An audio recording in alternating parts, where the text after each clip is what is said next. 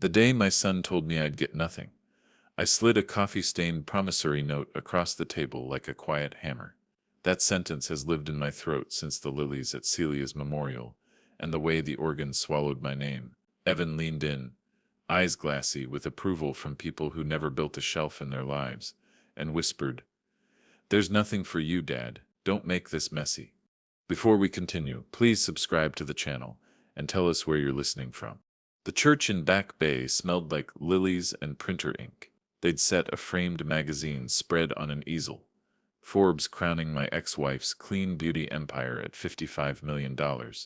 My name didn't appear in the captions, which made sense. I was there in the studs behind the drywall, the first shelves in her South End shop, back when we still argued about labels at 2 in the morning. The picture made her look like she'd been born wearing a blazer, not a woman who once taped butcher paper to walls and drew bottle shapes until the ink bled. The program said Sunday, November 10th. Fog off the Charles made the stained glass seem underwater. Tessa Lang, Celia's COO, hugged me in that way you hug a customer who might return a blender. "We'll handle all the paperwork," she said. I watched her hand as she let go. No grief in those fingers, just speed.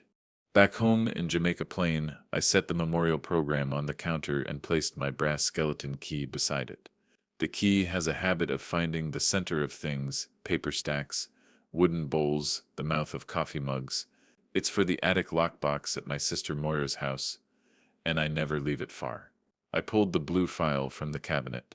The cardstock held the smell of cedar and someone's old cologne. Inside, a divorce settlement addendum dated 2016 with Celia's handwriting in the margins.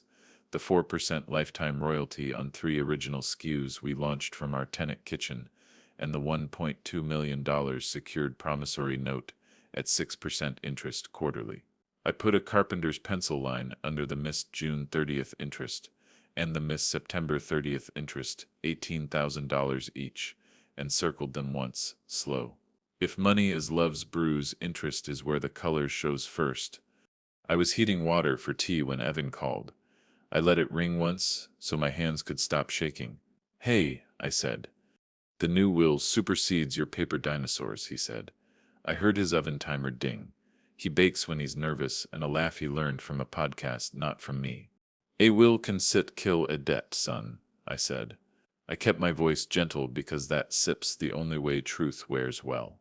Not a note secured by assets, not a recorded life estate. "You stare embarrassing yourself," he said. "Mom took care of it." "Then show me the release," I said.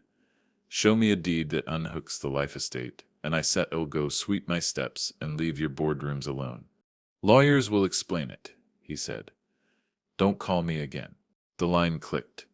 The kettle hummed. My hands startled at their own quiet. I stared at the addendum with her looping signature.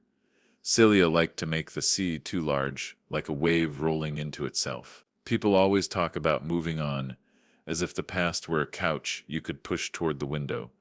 But the past is a ledger. Numbers keep their shape. Ink grows teeth. A drizzle started tapping the kitchen window, and I took the memorial program out to the porch where the air had that metallic taste Boston gets in November, when you can smell the first snow planning a route. My neighbor's wind chime answered a wind I couldn't see. For 10 minutes I hated Evan with the hot, naive hate of a kid who's been shoved at the bus stop. Then it drained into something colder and heavier that I recognized, resolve. I sat at the table, laid the note where the light fell best, and read every line aloud, the way my father had read me mortgage papers in 1978, before signing Martin Keene like it meant something. Principal $1,200,000. Interest 6%, payable quarterly. I touched each quarter with my finger. March, June, September, December. Missed June. Missed September. I said it evenly, like a carpenter calling out the next measurement for the cut. I pulled out my phone and scrolled through an old email thread with Tessa. 3 messages from 2018 where she'd written, a little irritated, "Marty's 4% royalty is baked into COGS on legacy SKUs. Talk to finance if you want to change labeling." It wasn't poetry, but I took a picture of the screen anyway. Proof rarely is pretty. When grief stopped pacing my kitchen, I took an index card and made a list. 1. Call Ruth at 8:03 a.m. 2. Certified letters re-missed interest. 3. Notice life estate to probate. 4. Request vendor ledgers Q1, Q3. Find Moyer Sitz lockbox tapes. I wrote tapes without knowing if they existed anymore. Celia and I were married before everything went to the cloud. She trusted drawers and pockets and occasionally microcassettes. She kept like birds' eggs in teacups. If there was a word like annuity ever spoken where it could be caught, she would have asked for a nest. I remembered a grocery list in her handwriting from March 2019, the one I'd oddly kept in the blue file: lemons, sea salt, and then a private line, as if I were still her separate brain: call Marty annuity language. I had ignored it at the time because I wanted to be brave and distant, and moved on. The thing about bravery is it rarely helps with paperwork. The apartment felt too small for the size of what I feared, so I went walking. The harbor walk is good for self-talk, because the wind shreds the sound. I counted pilings and promised the bay that I would not become cruel.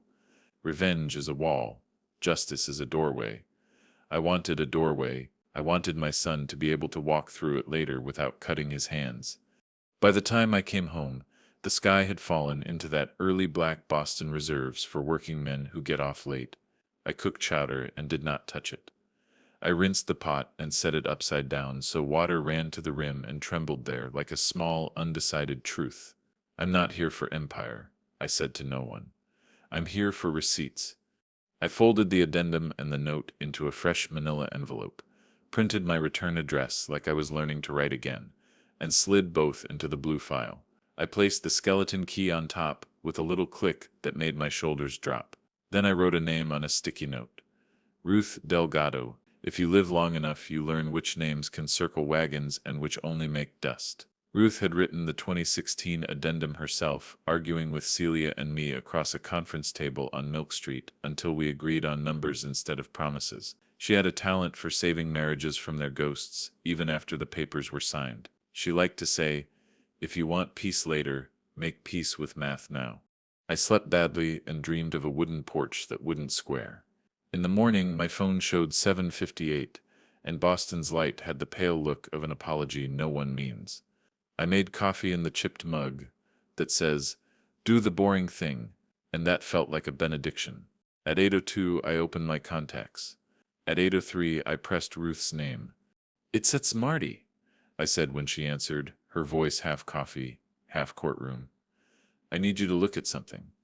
I think they are trying to pretend ink can evaporate." "Slow down," she said. "Tell me what you have." 2016 addendum, 4% lifetime royalty on the first 3 products. A $1.2 million secured note at 6% quarterly. Life estate deed recorded May 12, 2017. Edgartown property, book and page in my file. I took a breath. Missed interest payments June 30th and September 30th, $18,000 each. Evan says there's a new will that supersedes paper dinosaurs. She laughed once. The warm, short laugh of a person who likes puzzles with answers. "They forgot the debts," she said. "Bring me everything, today." I slid the blue file into my old canvas bag. The skeleton key clinked against the pen in front pocket, like they were greeting each other. Outside, the air bit at my ears. I locked my door and stood for a second on the landing, listening to the building's old bones. Somewhere a radiator clanged, punctual as a judge. I traced the shape of the key in my pocket and pictured the attic lockbox at Moira's, the dent in its lid, the moths that guard it like dumb angels. "All right," I said to the empty stairwell, to Celia, to the younger, stupider me who thought walking away meant no more walking. "Let's do the boring thing." And I set out for Milk Street with paper that still knew my name. I woke before the light, the kind of gray that makes a kitchen look like it's remembering itself. The blue file sat in the chair like a guest I couldn't send home. I poured coffee into the chipped, "Do the boring thing" mug and set the brass skeleton key next to it, the metal cold enough to sting. The plan was simple. Take the papers to Ruth, listen more than I spoke, and try not to make grief louder than math. Milk Street is cruel in November. The wind knifes down from the custom house and gets under your coat like a rumor. I checked my watch. 8:41. and pressed the elevator button with the corner of the manila envelope so my fingers didn't smudge anything. In the waiting room, the receptionist pushed over a jar of biscotti that looked like they'd been exposed to discovery. My jaw wouldn't work anyway. I put the blue file on my lap and kept one hand on it like a parent on a stroller at a crosswalk. Ruth ushered me in with that courtroom warmth voice she uses when people are half human, half document. Her office smells like good paper and the patience of a person who understands clocks. I slid the 2016 addendum across her desk, then the $1.2 million note at 6% interest quarterly, and the certified life estate deed recorded May 12, 2017, Edgartown, book and page listed in the margin in her own handwriting. She put on half-moon reading glasses and began tracing the path of my life with her finger. They missed June 30th, I said, and September 30th. 18,000 each. Ruth laughed once, the kind of laugh you can hang a coat on. They forgot the debts, she said, tapping the registry stamp with her pen. The ink had bled just a hair around the date, like it wanted to be heard. They can't will away a recorded interest. They can wish, but wishing doesn't wipe a deed. She turned to the addendum and read Celia's notes where the loops bend and tighten. 4% lifetime royalty on the 3 original SKUs, Ruth said, underlining lifetime, baked into cost of goods.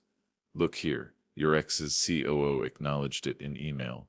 We'll want the ledgers to prove they kept the price points but stopped sending you the payable. Harold? I asked. Forensic accountant, she said, already writing the name on a yellow pad. He follows numbers until they confess. We'll need vendor payment ledgers for Q1 through Q3 this year, monthly close summaries, bank records showing the missed interest on the note, and we'll file your creditor's claim in probate before the week is out. Today we send demand letters by certified mail for the $36,000 past due interest. Evan keeps saying there sips a new will, I said, that it kills the old obligations. A will is what happens after, she said. Debts live in the before. She looked up. What else do you have? A grocery list, I said, surprising myself. March 2019. Lemons. Sea salt. Thicko, Marty Ray annuity language. Ruth sat back. If revenue crossed 80 million and she contemplated an annuity, there might be a codicil somewhere. We still request any amendments. If we find the word Thishit founder Sishit anywhere in that paper trail, it Sishits a straight line to payment. It should have felt like triumph. All I felt was the quiet collapse of a roof I'd been propping with my shoulders. I stared at the addendum signatures and felt the heat behind my eyes that men of my age pretend is allergies. I told Ruth the truth I hadn't said out loud. It wasn't the money I couldn't swallow. It was my son choosing a table of strangers over the man who once taught him to measure twice. Justice first, Ruth said, gentle but pointed. Reunions later. Let's build the case so clean they can't find a fingerprint to smudge. She wrote out the morning, like a recipe, certified letters today. Creditors claim tomorrow, a request to the company for ledgers, notice of life estate to the court. And she paused. Marty, do you still have Moira's lockbox key? I slid the skeleton key onto her desk. It clicked in a way that made both of us look down. I never travel far without it. Good, she said. If there are recordings or notes Celia left that reference the annuity or your royalty, we still log them and preserve chain of custody. If we need to lodge anything under seal with the court, we still be careful. We drafted 2 demand letters on her letterhead, one to Tessa Lang at the company, one to the estate attorney, itemizing the missed $18,000 on June 30th and the missed $18,000 on September 30th, citing the note, attaching copies of the addendum, the deed, and a polite sentence that felt like a carpentry square. Please remit within 10 days of receipt. She slid me 2 certified mail slips and said, take photos of these after the clerk stamps them. Keep the receipts, UPS or USPS, I don't care which, but make sure the tracking number is legible. I left her office with my coat unbuttoned, which is how you know a man is trying to feel the weather inside his chest. Down on the harbor walk, I stood in the gray and watched the water pretend not to hear me. I pulled out my phone to call Evan and let my thumb hover above his name like a prayer over a hospital bed. Then I put the phone away. I had already said the soft truth, he would need a louder one later, spoken by a judge. At the UPS counter on Summer Street, I felt like I was committing a kindness and a crime at the same time. The clerk weighed my envelope and said, "You want signature required?" I nodded. "Always," the register chirped. She peeled off 2 stickers with the tracking numbers and handed me the receipt. Total $26.40 for the certified packages. I wrote Tessa and Estate on each slip and took a photo of both on the counter where the light was good. The camera shutter made a sound like a small agreement. Back home, the afternoon never fully arrived. The apartment had the blue tint of an old bruise. I made chowder again out of habit, onions sweating in butter, potatoes clicking against the knife, milk added slow, and then let it sit, a bowl growing a thin skin, as if it needed one more protection I couldn't give myself. I tried Evan again. Straight to voicemail.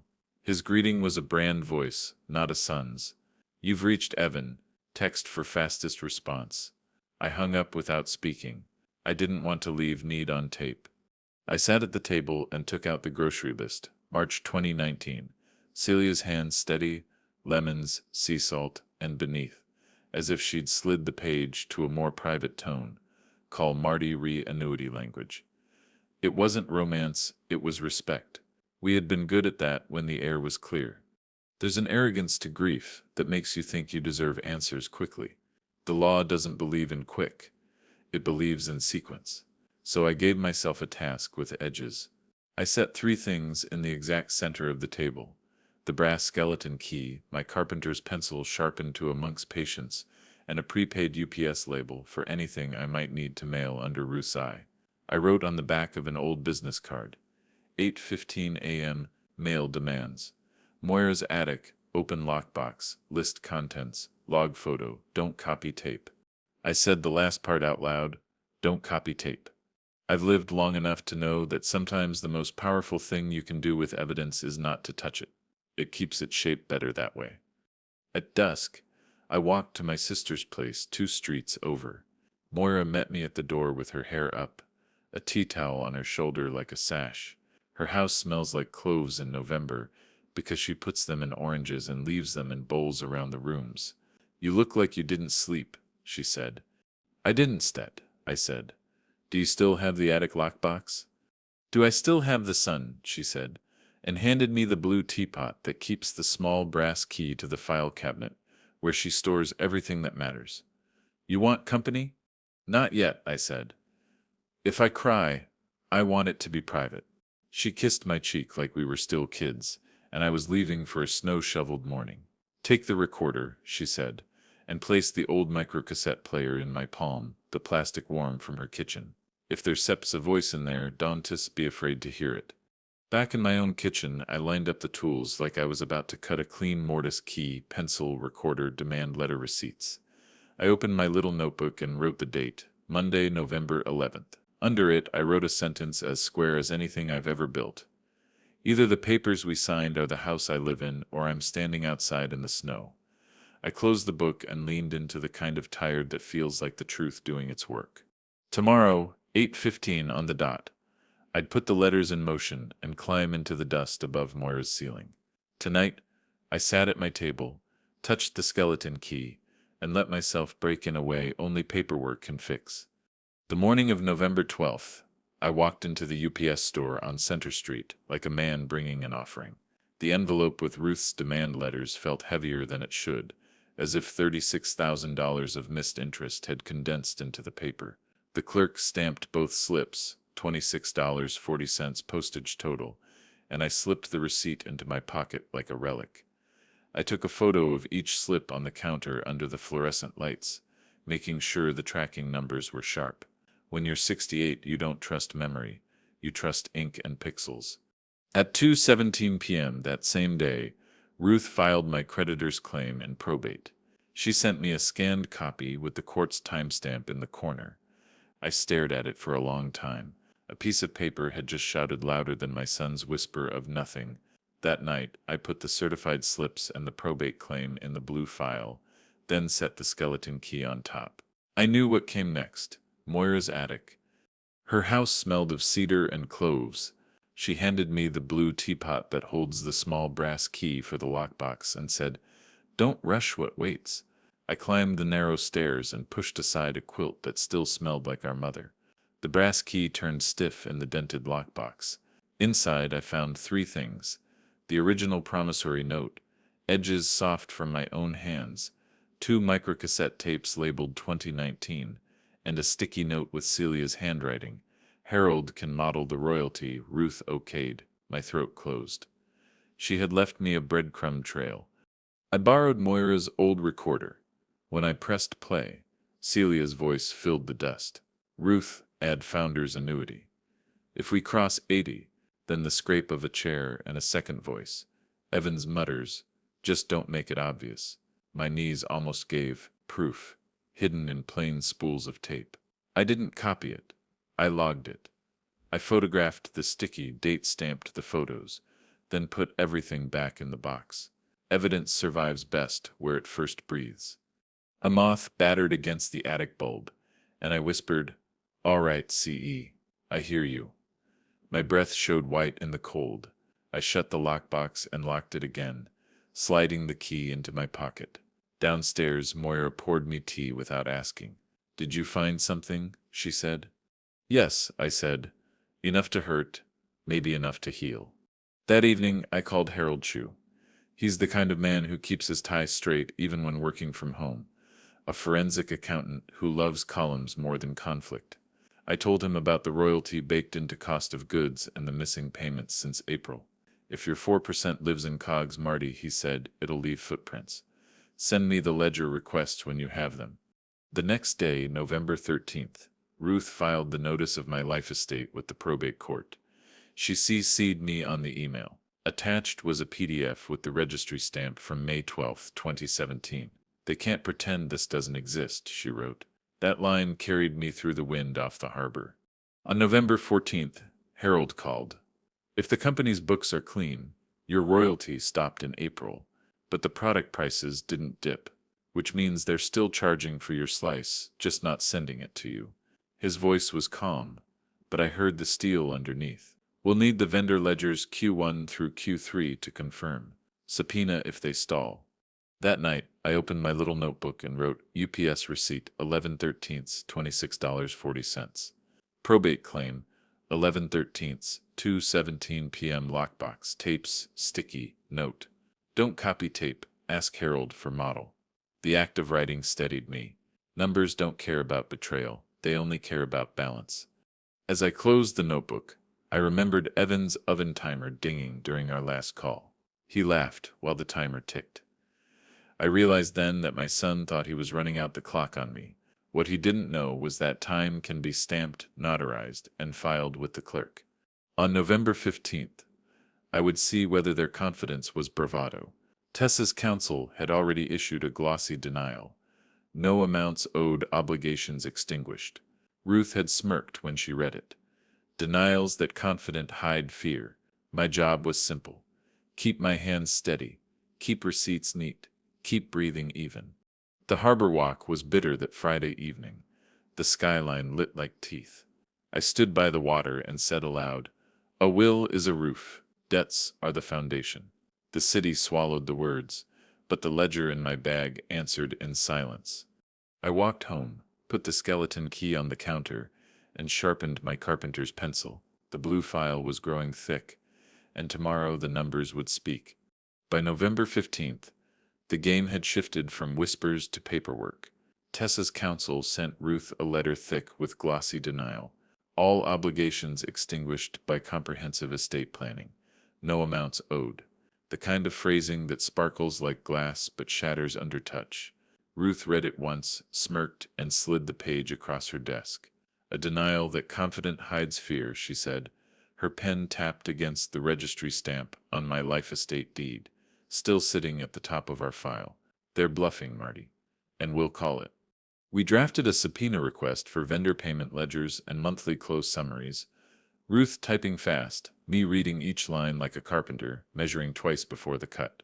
The addendum, the $1.2 million note, the two missed $18,000 interest payments. June 30 and September 30th, were stapled to our motion. She told me Harold would reconcile numbers as soon as we had the ledgers. That afternoon, I walked into Celia's old South End office. It felt staged, like someone had taken grief and covered it in glossy paint. The receptionist, a temp, who still remembered me, offered a weak smile. "Mr. Keene, right? Please wait." I sat in a chair that used to squeak when Celia leaned back and scanned the counter. That's when I saw it. A crumpled courier bill, $2,800, dated November 9th, addressed to a trustee's firm on State Street. Someone had paid heavily for a rush filing just one day before the memorial. I smoothed the paper with my eyes, memorizing the address. When Tessa finally appeared, her voice was syrup over stone. "Marty, you know this isn't cesta necessary." "All I want are the ledgers," I said, calm, sliding the request across the counter. Her lips thinned. "We don't do dead history." I leaned forward just enough. Dead history still accrues interest. The room froze. She didn't answer. I tucked the denial letter back into my file and left. That evening Harold came by with a thermos of green tea, his way of settling into war without calling it that. He spread out a rough model on cream paper, no tabs, no flash, just numbers. If your 4% ran through COGS until March and stopped in April, arrears by now are $268,000. Add the $36,000 interest on the note, and they're staring at $304,000 total. He tapped the paper once. "This is math, not opinion." I sat at my kitchen table staring at the chart, the lines crisp, the numbers unflinching. My carpenter's pencil felt small beside them. I could almost hear Celia's voice, "Do the boring thing, Marty." Moira stopped by later with a tin of cookies and poured me tea. She watched me shuffle papers. "Don't let anger pick the locks," she said. "I won't," I promised. "The deed isn't a key code, it's a right." I pulled out the certified life estate deed from May 12, 2017, the registry stamp sharp in the corner. My name, Celia's name, the property description, all there, ink still fresh to my eyes. They'd changed the Schlag deadbolt in 2021, yes, but no lock could erase that page. I placed 3 items in the center of the table like tools before a job: the deed, Harold's chart, and the sticky note from Moira's lockbox. The tape still haunted me, Celia's steady voice, Evan's muttered reply. But I hadn't copied it, just logged it. Evidence is stronger when it doesn't look handled. Before bed, I wrote the day's SIPS ledger in my notebook. November 15th. Denial letter from Tessa SIPS Council. Subpoena motion filed for vendor ledgers and monthly closes. Courier bill spotted, $2,800, dated November 9th, addressed to State Street trustee. Harold's model, $268,000 royalties, plus $36,000 interest equals $304,000 owed. Evidence chain intact. Deed, addendum, note, lockbox tapes. Courier bill. I closed the notebook, slid the skeleton key inside the flap, and placed it on the nightstand. Outside, Boston hummed with Saturday noise, bars spilling voices, car horns sharp as knives. I thought of Evan somewhere in that city, probably laughing over drinks, telling someone his father was a relic with paper dinosaurs. What he didn't know was that dinosaurs leave bones, and bones outlast flesh. Handoff, Monday, November 18th. Ruth would file the motion to compel ledgers and lodge the microcassette under seal. I would book a winter ferry to the vineyard, to walk my own floors and remind myself that ink, not locks, keeps a house standing. On November 18th, the courthouse felt like old wood and colder air. Ruth filed our motion to compel documents with a steady hand. She stapled 3 anchors to it. The 2 missed $18,000 interest payments on my $1.2 million note. The certified copy of my life estate deed from May 12, 2017, and Harold's cream paper chart showing arrears of $304,000. She added a final paragraph. A likely codicil exists, referencing a founder's annuity upon revenue exceeding $80 million. Claimant requests production. When she slid the stack through the clerk's window, the stamp came down with a sound I could almost feel in my chest. Paper, louder than any voice. That night, I packed a canvas bag, thermos, notebook, deed, and the skeleton key. November 20th, I caught the early ferry to Vineyard Haven. The water was pewter, the sky the same. By the time I reached Edgartown, the wind carried salt and endings. When I turned the corner onto my old street, my throat locked. The cottage, our cottage, wore a realtor's placard against the porch. A white sign with a phone number, like my life could be reduced to digits. I climbed the steps, pressed my brass key into the new schlag, and felt it stop. The lock refused me. But the deed in my pocket was heavier than any metal. I dialed the listing number with fingers that didn't shake. "This is Martin Keene," I said when a young voice answered. "You can list a property over a recorded life estate. Pull the sign." Silence, then a nervous cough. "I still have to check with—" "Check fast," I cut in. "Registry stamp, May 12, 2017. Dukes County Book.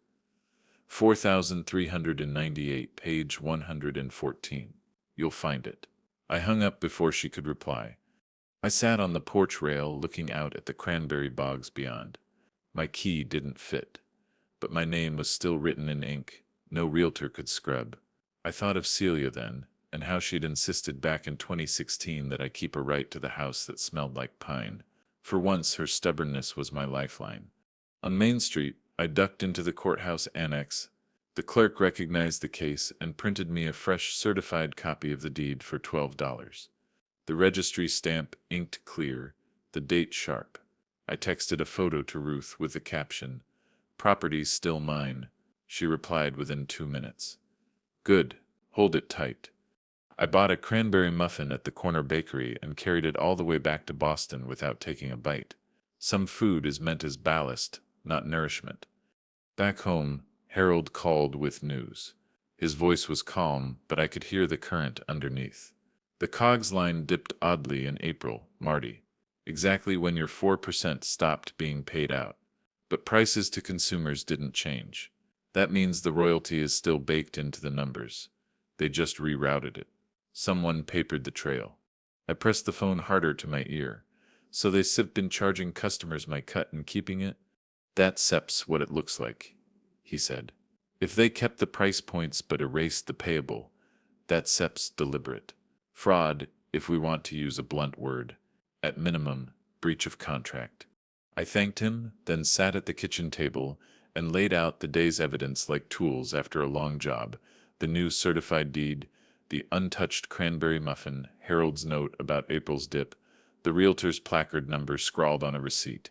The pile looked absurdly small for the weight it carried. Moira stopped by that evening. She picked up the muffin and shook her head. "You walked this all the way from the vineyard."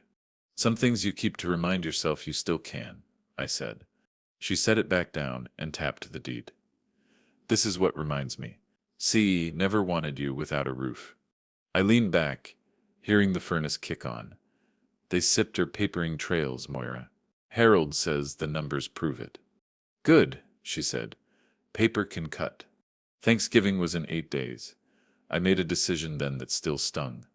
I would host a dinner, roast a chicken, set a place for Celia with Rosemary, invite Moira, Harold, and yes, Evan. One more chance for him to face the truth in a room not built of marble and benches. If he refused, then December 19th would speak for me. I opened my notebook and wrote, "November 18th, motion to compel, filed, missed interest. Deed, chart attached. November 20th, vineyard visit, realtor placard removed. Schlaglock refused, deed certified again. Harold analysis, COGS dip April, royalty erased but prices stable. Thanksgiving dinner planned. Nov 28, Jamaica Plain." I closed the book, set the skeleton key on top, and turned out the light. The cottage was safe for now, but the war was moving closer to the table where my son would sit, whether he knew it or not. Thanksgiving morning smelled like rosemary and onions in my Jamaica Plain kitchen. I set the timer on the old oven for the roast chicken, 90 minutes ticking down like a metronome for my nerves.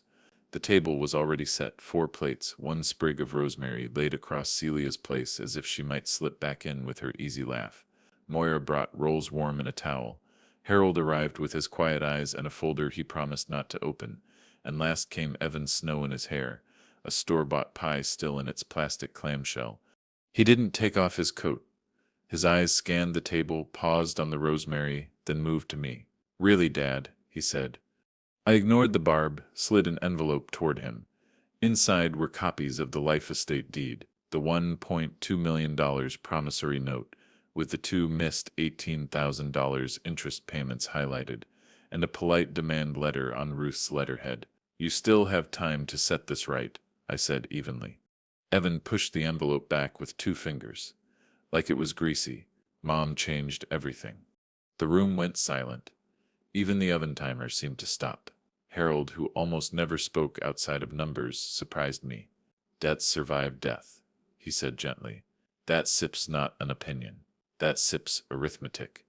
Evan gave a sharp laugh. "The will is ironclad. You stir wasting your breath." "Iron sinks," I said softly. My voice didn't need to rise. Truth has its own gravity. Just then, my phone buzzed on the counter. A voicemail transcription flashed across the screen from a PR staffer complaining that Evan had made them massage cogs for a December investor briefing. My chest tightened. Proof was arriving even at my table, uninvited. Evan's eyes darted to the phone, then to the rosemary laid for his mother. He stood, pie untouched. "You start making this ugly, Dad." I looked at the sprig of rosemary, then back at him. "Ugly was pretending ink disappears," I said. But he was already pulling on his gloves. He left without another word, leaving the pie sweating in its plastic shell. Moira touched my shoulder. "You loved a woman who built an empire. She also wrote things down." Her words landed like nails into oak. I reached into my file and pulled out the grocery list again. March 2019, Celia's looping hand, lemons, sea salt, call Marty Ree annuity language. The line had once seemed like nothing. Now it felt like a flare in the dark. We ate quietly, the rosemary scent mingling with the ticking oven timer. I chewed bread without tasting it, watching Harold's calm face across the table. He gave me a small nod, as if to say the math was still on my side. After dinner, I logged the day in my notebook. November 28th. Thanksgiving dinner. Envelope delivered to Evan, rejected. Harold present Moira witness. Voicemail transcript received. PR staffer mentions massage cogs for December briefing. Evan left table. Pie abandoned. That night, I washed the dishes alone. The water ran hot, steam fogging the window above the sink. I thought about Celia, how she'd always scold me for stacking plates too high, how she'd scribble notes even on grocery lists. The annuity line wasn't just a reminder, it was a legal breadcrumb. And breadcrumbs, when collected, make a trail a judge can follow. I sat at the kitchen table with the skeleton key in one hand and the pie in the other, wondering which felt heavier. The pie went into the trash. The key went back into my pocket. December 3rd was the deadline for discovery. Ruth had warned me they might stall, might pretend to lose ledgers or redact, until the pages bled black. If they stall, she'd said, we'll seek sanctions. Judges don't like games. I would need to be ready, not for theatrics, but for a clean presentation. Deed, note, arrears chart, the grocery list, and maybe, if the moment demanded, 20 seconds of Celia's voice on tape. I sharpened my carpenter's pencil, wrote the date at the top of my notebook page, and underlined one sentence. Say nothing flashy in court, just enough truth, and one tape. The wind outside rattled the old window panes. I whispered into the quiet kitchen. You thought there was nothing, Evan, but there's SIP's always something written down. Then I closed the blue file, slid it under the chair, and let the oven timer tick the last of the night into silence. December 19th arrived with snow that sifted down like flour, light at first, then steady. I stood outside Suffolk Probate and Family Court with my coat collar turned up, the brass skeleton key heavy in my pocket like a medal no one could see. The building loomed, old stone breathing cold air, wooden benches waiting inside like pews for the faithless. The courtroom smelled of coffee and paper. I took my seat behind Ruth Delgado, my attorney, who carried herself like someone who's wrestled truth until it sat down politely. Across the aisle, Tessa Lang, my ex-wife's COO, leaned in toward Evan. My son sat stiff, tapping a pen against his knee. the sound sharp as nails in a tin can. He wouldn't look at me. The judge entered. A woman with steel-rimmed glasses and a voice like granite worn smooth by years. "We are here regarding the estate of Celia Keene," she began. Counsel for the estate wasted no time. He lifted a glossy binder thick with tabs. "Your Honor, a comprehensive estate plan supersedes any outdated documents. The will is clear, no provision for Mr. Keene." His words gleamed like ice. Ruth rose, quiet but certain. She held only 3 documents in her hands. "Your Honor, obligations predating a will are not erased by death. We have 3. A $1.2 million promissory note with 2 missed $18,000 interest payments this year. A 2016 settlement addendum guaranteeing Mr. Keene 4% royalties on 3 original products, and a recorded life estate deed registered May 12, 2017. The judge turned to estate counsel. "Do you have a recorded release of the note? A deed extinguishing the life estate?" The lawyer hesitated, flipping pages. "No, Your Honor." "But the new will—" The judge cut him off. "The will distributes what remains after debts and property interests are honored." Her glasses glinted under the lights. "You know this." I felt my chest loosen for the first time in weeks. Ruth nodded to Harold Chu, who shuffled forward with his cream paper chart. His voice was steady, his cadence like a hymn. "The company's own monthly closes show Mr. Keene's 4% royalty treated as cost of goods until March. From April onward, the price points for those products remain unchanged, but the payable disappears. Average monthly royalty, $38,400. He lifted one sheet, simple columns, no gloss. "As of November, arrears are $268,000. Add the $36,000 note interest, total due $304,000. The judge arched one eyebrow. Evan's pen tapping stopped. Ruth cleared her throat. "There is more, Your Honor." She turned to me. My hand trembled as I slid the microcassette player across the table. Ruth pressed play. Celia Sepp's voice filled the courtroom, recorded March 2019. "Ruth, add founder Sepp's annuity if we cross 80. Her tone was calm, decisive. Then the scrape of a chair and Evan Sepp's voice muttered, "Just don't make it obvious." Estate counsel shot up. "Objection, foundation." The judge waved him down. "Overruled. This is authenticated?" Ruth lifted the sticky note from the lockbox.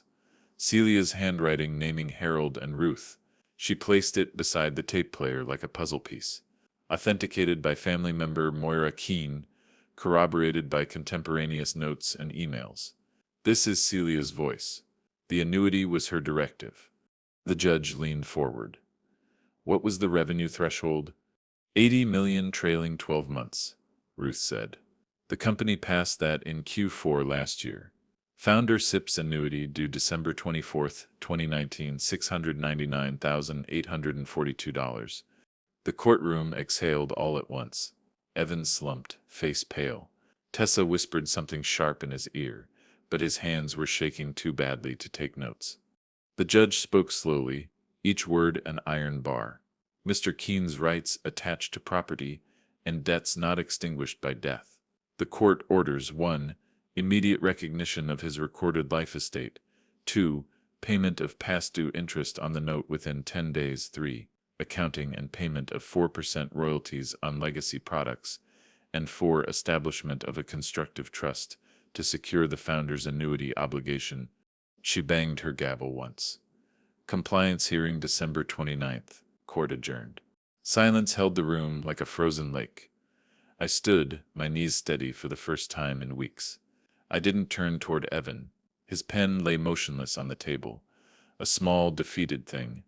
Outside, the snow had thickened. Reporters clustered near the steps, their breath visible in the air. Microphones lifted toward me, voices calling, "Mr. Keene, do you have a comment?" I buttoned my coat and kept walking. Ruth caught up, her breath clouding. "We stir not done," she said. "Now we collect." I nodded. In my pocket, the skeleton key pressed against my palm. For the first time, it felt warm. That night, back in my apartment, I set the blue file on the table and logged the day in my notebook. December 19th. Court orders compliance. Life estate upheld $36,000 note interest due, $268,000 royalties, $699,842 annuity recognized. Evidence accepted. Deed, note, addendum, Harold's chart, Celia's tape, sticky note. Constructive trust established. Next compliance hearing deck 29. I underlined one line twice. The paper spoke louder than the will. Then I blew out the candle on the table, the snow outside still falling like a ledger balancing itself. Court orders look plain until they move money and men. On Sunday, December 22nd, the order moved at 9:11 a.m. My phone buzzed with a bank alert while I was scraping frost off the inside of my kitchen window. Incoming wire, $36,000. The note field read, interest, Q2 and Q3 per promissory note. I stood there with the scraper in my hand and tears fogging the glass from the wrong side. I wrote the time and amount in my notebook, underlined twice, then poured coffee and sat with the blue file as if it needed my company to keep working. By noon, Harold confirmed the deposit against the account we'd set up for enforcement. Interest paid on schedule per order, he said, the satisfaction in his voice as quiet as a well-hung door. Next is royalty accounting. I could hear keys tapping as he spoke. Building a spreadsheet the way I build a bookshelf, measure, cut, sand, check. He promised a reconciliation in January once ledgers arrived unredacted. I believed him. The man is a metronome. At 1:23 p.m., the real estate listing for the Edgartown cottage disappeared from the brokerage's site. No apology, no explanation, just gone, like a lie taking off its shoes. I printed the now blank listing page and stapled it to the certified deed copy from May 12, 2017. Paper beside paper, each confirming the other's existence. Moira called it too. Your house is back to breathing, she said. I pictured the porch catching snow the way it used to catch sand. When are you going over? After New Year's, I said. Once the Hinge song starts up again. She laughed. We don't say we won in my family. We say the Hinge sang. Late afternoon, Tessa Sip's number flashed on my flip phone. First time she sipped ever dialed me directly. I let it ring twice so I could choose my voice, and then answered. Martin, she said. Smooth as a press release. We could have worked this out privately. I tried that for 20 years, I said. In ink. You're hurting Evan, she said. A rehearsed softness. I sent holding the company to what it owes, I replied. If Evan is hurt by that, he needs a different mirror. Silence like a hallway. Then the call ended. An industry blog posted a 3-paragraph item at 4:46 p.m. Court freezes cottage in Keene estate dispute. Founder's claims recognized. The headline made me sound larger than I am.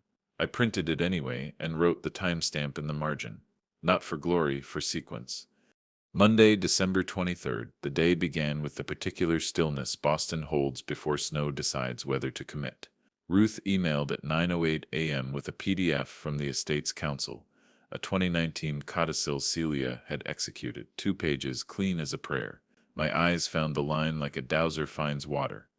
If company trailing 12-month gross revenue exceeds $80 million, the founder's annuity shall be paid to Martin Keene each December 24th, in the amount specified by finance. This payment is intended to keep the man who built my shelves and my courage warm in winter. The figure due for Christmas Eve this year sat on a single line, $699,842. I read it twice, and then a third time, the way you remeasure a board when you're tired and doubt your tape. The phrase about shelves and courage knocked the air from my chest. Celia had a way of putting sentiment inside an invoice so no one could call it softness. I printed the codicil and slid it into the blue file like I was returning a book to the right shelf. At noon, Harold called from his office, the hum of a small space heater in the background. Codicil matches what we heard on the tape, he said. Revenue crossed the threshold last Q4. They owe the annuity tomorrow. I monitor the wire. If it steps short by a penny, we see it. Donna stay up all night, I said. He chuckled. I sleep fine when numbers behave. Around 3, Evan posted a photo on his socials. standing in front of the State House in a peacoat he didn't own last year. The caption, "Honoring Mom's Vision, Building Forward," comments split like firewood. Some praise, some doubt, one or two brave souls linking the blog item about the cottage. I didn't reply. The internet is a room where voices ricochet until everyone forgets what was said. That evening, I set my carpenter's pencil beside the brass skeleton key and cleaned the kitchen like a man expecting company. I boiled the kettle and wrote a short note on a plain card. Dinner. No lawyers. December 26th, 6 p.m. I addressed it to Evan, hand-delivered to his mailbox at 7:12 p.m., and stood there on his stoop, feeling both foolish and precise. The card was not an argument. It was a light left on. Christmas Eve morning, December 24th. Boston woke to a powdered sugar dusting of snow. At 8:31 a.m., the buzzer sounded. A courier stood in the hall with a stiff envelope and a breath cloud that made him look like a dragon trying to behave. "Remittance advice," he said, handing me a slim packet. I signed, closed the door, and took the envelope to the table like it might break. Inside, a one-page wire confirmation showing $699,842 transferred to my account at 8:17 a.m. Memo. Founder's annuity per codicil 2019. The remittance advice was stapled slightly crooked at the top. Someone in a hurry, or someone with cold hands. I smoothed the corner with my thumb and set it next to my mug, the "Do the Boring Thing" slogan staring up like a dare completed. I texted Ruth a photo of the remittance advice and then, for the first time in weeks, allowed my shoulders to drop all the way. She called immediately. "Merry Christmas, Marty," she said. "Merry Math," I answered, and she laughed, the warm, short laugh that had steadied me on day one. "We said'll still have the compliance hearing on the 29th, she said, "but the big stones are set. Interest paid. Annuity paid. Life estate respected. Royalties next." "Stack them in order," I said. "That sips how shelves donned stip-tip." After we hung up, I laid out the day's pieces like a ritual. The remittance advice, the codicil printout with Celia's line about shelves and courage, the bank alert screenshot, the note card I'd left for Evan. The skeleton key lay across them like a bridge, metal warming under my thumb. Outside, church bells started a carol. I wrote one more line in my notebook, December 24th, 8:17 a.m., $699,842 wired, proof stapled crooked. Leave it crooked as reminder that hands were human. Then I slid the notebook into the blue file and set everything in the exact center of the table. There was one thing left that paper couldn't do for me. I took out a clean card, wrote Evan's name at the top, and underneath the only sentence that felt true.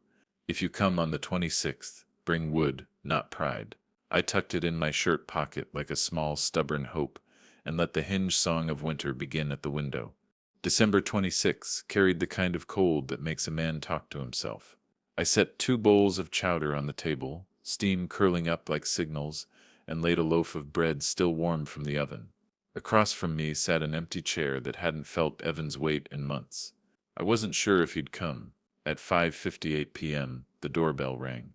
He stepped in without a word, without the swagger he wore outside courthouses or in glossy photos. His coat was plain, his hair damp from snow. He didn't bring the pie this time. He sat, eyes lowered, hands folded, as if they needed something to hold but couldn't find it. I slid one document across the table, the certified life estate deed from May 12, 2017, Celia's initials sharp in the margin. "Your mother and I wrote our promises in ink," I said. Evan touched the edge but didn't pull it closer. His voice was low, almost cracked. "I thought you were coming for me." I shook my head. "I came for what was owed, for the truth, nothing more." I told him about the missed interest, June 30 and September 30th, $18,000 each. About Harold's cream paper chart showing $268,000 in unpaid royalties. About the codicil we found in the files, the one Ruth authenticated in court. The founder's annuity wasn't a loophole, it was your mother's sentence. Her way of saying she didn't forget who built the shelves she stacked her dreams on. Evan's face went pale, then flushed. "Tessa said the will was everything," he muttered. "A will is a roof," I answered. steady as the clock ticking behind me. Debts are the foundation. Roofs fall without them. He leaned back, eyes closing for a moment, then opened them, wet. I didn't want to see you in court. Neither did I said. But you told me there was nothing, and when a man hears nothing zeft after 40 years of work, he either lies down or he stands up. The oven timer dinged, sharp in the silence. We both watched a bead of condensation run down his glass, tracking a line like time itself. I broke the bread and slid half toward him. He didn't take it at first, then finally tore a piece, chewing slow, his jaw working like it had to remember how. I don't know if I can fix everything I said, he admitted. His eyes dropped to the rosemary sprig still taped on the refrigerator, a holdover from Thanksgiving. Mom wanted me to be strong. I thought cutting you out made me strong. I shook my head. Strength isn't set cutting. It's steps carrying. She knew that. That's why she wrote it down. I didn't push him, didn't ask for an apology. Justice isn't victory music, it's balance restored. I had the deed in my pocket, the bank remittance advice for $699,842 tucked in my file, the $36,000 interest wired 2 days ago. Numbers spoke. Paper carried weight, and Celia's voice, caught on a 20-second tape, had built me a bridge wider than any will. I only asked him one thing. If you come to the vineyard this winter, bring wood for the stove. Leave pride on the mainland. He almost smiled, small, reluctant, but there. We ate the chowder in silence. The radio hummed an old carol. When he left, he looked back once from the doorway, as if testing whether I'd still be sitting there if he returned. I washed the 2 bowls alone, hands steady, water warm. The kitchen smelled of rosemary and wood smoke, and for the first time in months the silence didn't ache. That night I logged the day in my notebook. December 26th, 6 p.m., dinner with Eben, deed shown, truth spoken, no lawyers. Agreement unspoken, vineyard open with wood, not pride. Justice measured in balance, not applause. I closed the book and whispered into the quiet apartment, ledger balanced. And for the first time, I believed it. The vineyard looked like a postcard on New Year's morning. A sugar of snow lay across the roof of the cottage, the porch rail dusted white, the steps uneven with ice. I ferried over early, brass skeleton key in my pocket, deed folded in my jacket, as if carrying proof kept the ocean steady. When I opened the door, the hinges sang their old winter song. I almost laughed. Celia had always called it the cottage choir. Inside, the air was colder than I remembered. I lit the wood stove with kindling stacked in a milk crate, the flame catching slow, like memory deciding whether to stay. I poured coffee into my chipped mug, the one that says do the boring thing, and sat at the pine table. The blue file lay open beside me, edges frayed from weeks of travel. Beside it, my carpenter's pencil shaved to a sharp point. I thought about the words that had ruled these past months: interest, royalty, annuity, estate. Glamorous to some, suffocating to me. People talked about Celia's empire, about millions, and Forbes spreads. But I knew the truth. The real empire was made of small, unglamorous things: addendums, ledgers, registry stamps, grocery lists with 3 items, and a hidden promise. Those kept the roof over my head long after magazine ink faded. I walked the narrow hallway, my hand brushing the bookshelves I built in 2002. The wood still held the indent of her cookbooks, the shadow where she once taped product labels to test spacing. Ghosts don't haunt this house. Paper does. On the fridge still hung a yellowed calendar page with her note. Call Marty annuity language. She had left me instructions even when she thought I wasn't listening. I didn't call the press. I didn't call neighbors. The victory wasn't intended for headlines. It was for the hinges and the shelves. I made a new list with my carpenter Sips pencil. Pay Harold his fee. Send Moira a thank you weekend on the island. Sharpen chisels. Replace porch rail by April. Simple things, square things. A man who forgets his lists ends up buried in other people's agendas. That afternoon, I stepped outside with a broom and brushed snow off the porch steps. Each sweep was an answer to the lie Evan had once told me, that I had nothing. Every sweep was proof I still had place, right, and name. To those listening, maybe from Boston, maybe from Bristol or Birmingham, remember this in families and fortunes. The quiet papers matter most. Wills make headlines, but ledgers keep roofs standing. If you're watching from your own kitchen, tell me where you're from in the comments. Some nights, it helps to know who else is out there, steadying themselves on receipts and promises. As dusk fell, I closed the notebook with today's entry, January 1st, 2020, cottage warm, papers intact, ledger balanced. I sat by the stove, the hinges humming in the wind, and whispered the truth that had carried me here. You didn't cut me out. You traced your own exit. By mid-January, the snow in Boston had turned to gray piles at the curb, the kind that don't melt so much as shrink into dirt. Life should have felt ordinary again, but ordinary carries a new weight when you've seen how quickly paper can vanish or appear. On January 14th, Ruth forwarded me the compliance report. Her email was short, almost smug. Company to resume royalty payments immediately. First deposit expected January 31st. I read it twice before letting myself smile. 2 weeks later, on January 31st at 10:02 a.m., my phone buzzed with the alert. Incoming ACH deposit, $39,112. Memo royalty, January. I set the phone down on the table and just stared. That number wasn't just money. It was recognition, obligation, honored, ink defended.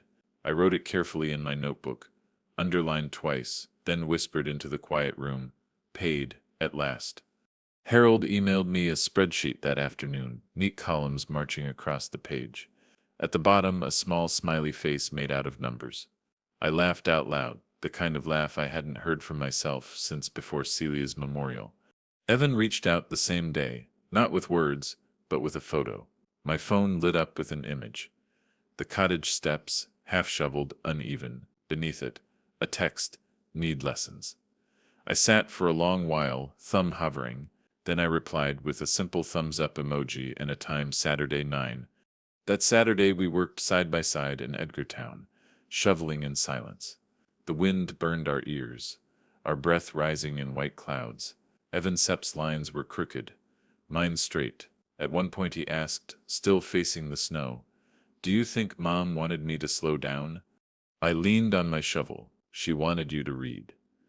"That's what she left me, words, not speed." He nodded, then bent back to the snow. It wasn't reconciliation, not yet, but it was rhythm. Sometimes rhythm is all you need to start. News traveled too, though I didn't follow it closely. A trade blog that once praised Tessa posted a one-line update. Lang resigns to pursue opportunities. No photo, no fuss. The kind of ending that disappears between clicks.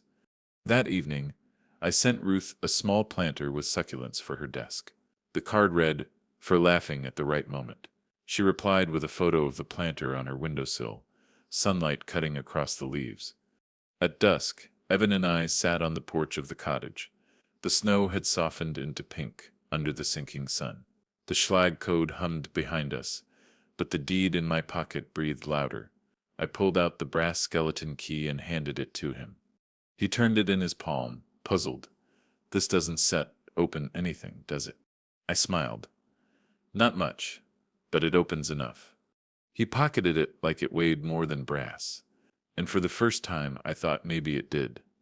A padded envelope arrived the first week of February, my name written in Celia's looping hand, postmarked from a document storage firm in Cambridge.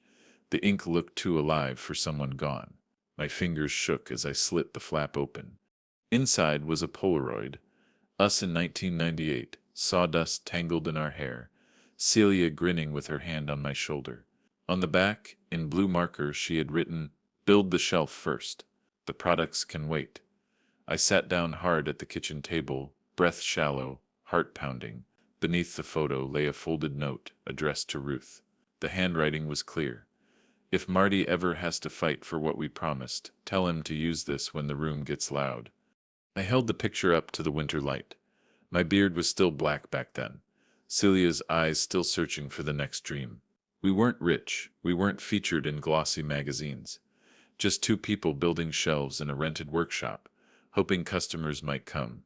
That photo was the real will, the one no lawyer could override.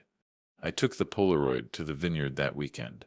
The cottage smelled of cedar and coffee, the wood stove humming steady. I taped the photo inside the pantry door, where only I would see it each morning. Every time I reached for flour or salt, Celia would be there, grinning through sawdust. The house creaked in the wind. The hinges sang their old song. I whispered into the boards, "We built the shelf, CE." The sound traveled through the beams, into the porch rail, into the snow outside. The cottage answered not with words, but with the quiet dignity of a structure still standing because promises were nailed square. I thought about Evan's first words at the memorial. "There's nothing for you, Dad." And I thought about the judge's nod when Harold's chart showed $38,400 a month, about the courier's crooked staple on the $699,842 remittance advice, about Celia's voice on the tape, "Add founder's annuity if we cross 80. There had been nothing, and then there was everything. Not in the sense of millions or headlines, but in proof, in paper, in balance. That night, sitting by the stove, I wrote one last line in my notebook. The loudest thing I ever did was keep every quiet promise. And with that, the story ended, not in a courtroom, not in a headline, but in a pantry door where love and lumber still held.